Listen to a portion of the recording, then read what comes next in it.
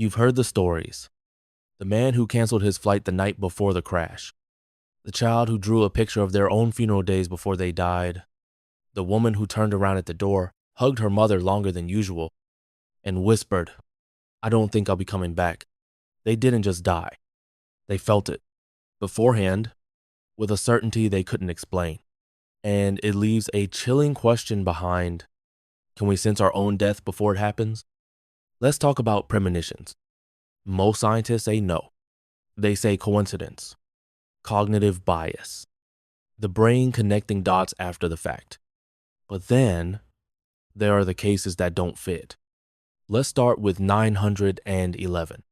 In the days before the attack, dozens of employees at the Twin Towers reportedly didn't show up, called in sick, suddenly changed travel plans. Some described a gut feeling, a pressure, an unease they couldn't name. You can explain one or two, but dozens? Let's talk about the Aberfan disaster. October 21, 1966. A coal waste landslide buried a school in Wales. 144 people died, most of them children. After the tragedy, psychiatrist John Barker visited the village and collected over 30 detailed premonitions. Children who spoke of being buried by something black. One girl who told her mother the night before, "I'm not afraid to die." Her name was Errol Mai. She was buried the next morning. Coincidence? Or something deeper? Let's talk about deathbed phenomena. Hospice nurses often report that dying patients know when the time has come, they'll stop eating, say their goodbyes, see people in the room who aren't physically there, loved ones, figures of light, voices telling them it's time. Sometimes they speak clearly after days of silence. Sometimes they describe leaving their bodies, and hours later, they're gone. It's too consistent to dismiss. Is it spiritual, biological, psychological? Or is there a hidden mechanism in the human body that senses when the end is approaching? Let's talk about animals. There are documented cases of dogs, cats, even elephants leaving the herd or hiding before death. They isolate themselves, refuse food. Wait, how do they know? Let's pause. Maybe this isn't about magic. Maybe it's about perception, a kind of awareness our rational minds have forgotten how to use. But the body, it remembers. The human body is a machine, but it's also a messenger. It speaks in pulses, in rhythms, in tiny biochemical whispers we're not trained to hear. And sometimes, before the mind knows what's coming, the body already does. Let's talk about biological premonition. In the moments leading up to death, there are physiological changes, shifts in heart rate, blood pressure, skin temperature, brainwave activity. But what's remarkable is that some of these changes begin hours, even days, before any obvious symptoms, and in some cases, long before a threat even exists. Let's talk about the presentiment experiments. Conducted by researchers like Dean Radin, these studies show something strange. Participants were shown random images, some neutral, some disturbing. Their physiological responses, sweat glands, heart rate, pupil dilation, were measured before the image appeared. And somehow, their bodies reacted in advance.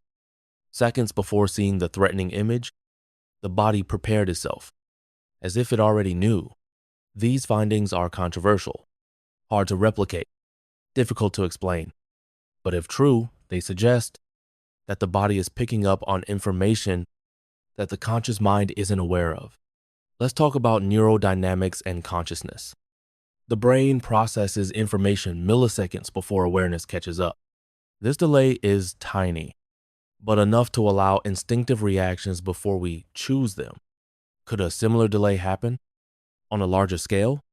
If the body is tracking hundreds of variables, organ wear, immune decline, systemic failure, maybe it knows when the threshold is being reached. It might not think in language, but it could signal through dreams, intuition, emotion, a subtle pressure, a sudden sadness, a feeling that time is closing in. Let's talk about terminal lucidity. In people with dementia or brain injury, there are cases where, right before death, they become lucid. They speak clearly. They remember names. They say goodbye. Then, hours later, they die. No medical explanation fully accounts for it.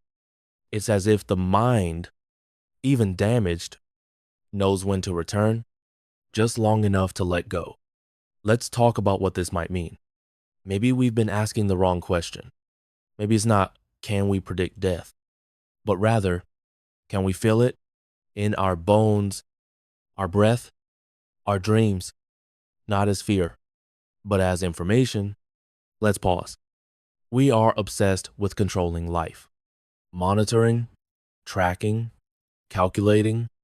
But death has its own logic, its own rhythm. And the body, in silence, may be the first to hear it approaching. Sometimes the message doesn't come as a sensation, or a symptom, or a whisper in your chest. It comes as a dream. And when you wake up, even if you don't want to, even if you pretend you don't. Let's talk about dreams before death. Hospice workers have long noted a phenomenon. In the days or weeks before death, patients often have vivid, symbolic dreams of travel, of boarding a train, a plane, a ship, dreams of saying goodbye at stations, dreams of reunions with lost loved ones. Not frightening, not chaotic, but calm, profound, a silent preparing. Let's talk about specific cases. One elderly woman, days before her death, dreamed she was packing a suitcase, but only took a single dress. When asked why, she said, "I don't need much where I'm going." She died peacefully the next night. A teenager with terminal cancer dreamed he was standing at the edge of a river. On the other side, his grandfather, smiling. He said, "It's okay. You're almost here." The boy died 2 days later in his sleep. Let's talk about how the subconscious prepares for the unthinkable. Death is a rupture, a disconnection. The conscious mind resists it, fears it, denies it. But the subconscious, it knows. And in dreams, when the ego relaxes, the truth can surface. Softly, symbolically, in images that say what words cannot. Let's talk about the universal symbols. Across cultures, across ages, across beliefs, the dreams are eerily similar. Journeys, bridges, departures, water crossings, trains and buses with no return ticket. It doesn't matter if you're religious, atheist, or somewhere in between. The subconscious speaks a language older than belief, a language of leaving. Let's talk about intuition masked as accident. Sometimes people don't dream, but they still act. They write letters out of nowhere, make unexpected phone calls, resolve old conflicts, give away treasured belongings, not because they know logically, but because something deep inside is getting ready. And when death comes, those left behind often say, it's like they knew, because they did. Somewhere beyond words, beyond reason, they knew. Let's pause. Maybe the body knows. Maybe the brain knows. Maybe the soul knows. Or maybe those are just different names. Well, the same silent watcher inside all of us, waiting, listening, knowing when it's time to let go. There is a moment, unseen, unheard, but sometimes felt in the bones, in the breath, in the space between two heartbeats. It doesn't announce itself. It doesn't scream.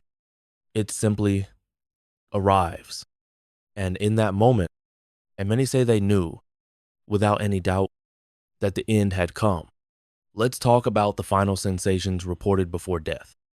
Many people who've survived near-death experiences describe the same thing: a shift, a detachment, a stillness, like the world stepped back.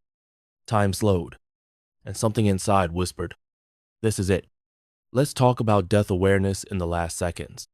People struck by sudden trauma heart attacks, gunshots, drowning, have recounted a peculiar calm before unconsciousness.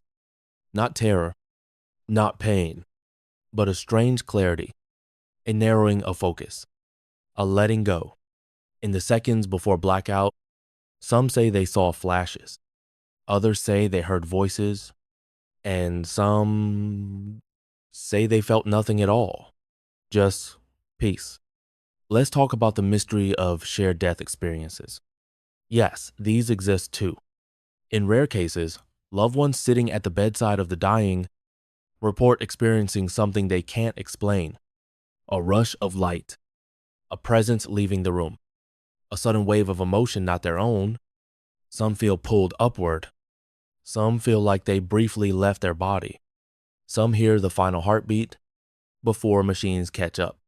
Can love be that connected? Can two consciousnesses overlap in the final breath? Or is the moment of death so powerful, so primal, that it radiates beyond the body? Let's talk about what this all means. Maybe death is not something we face. Maybe it's something we recognize internally, intuitively, even if we don't understand it. Children have felt it. Animals have known it. The elderly have whispered it. And sometimes, even the healthiest among us, on a perfectly normal day, pause for no reason and feel a stillness. And hours later, they're gone. Let's talk about the end as a threshold. Science can measure the last heartbeat, the last breath, the final flicker of synapses, but it can't explain why so many people, is coming. It can't explain the dream of the boat, the sudden goodbye, the eerie calm in the eyes of someone who shouldn't have known they were about to vanish. Let's close with this. Maybe death doesn't knock. Maybe it doesn't drag you. Maybe it whispers. And maybe, if you're quiet enough, you'll hear it say, "I'm close now. Not yet, but soon." And you'll understand, not with your mind, but with something older, deeper, wiser. Because somewhere inside, you always knew that the end would not be a stranger. It would be a shadow you felt before, a presence that walked beside you all your life. And when it finally steps in front of you, you won't run. You'll simply say, "So it's you," and go with it. Not because you're ready, but because you already knew.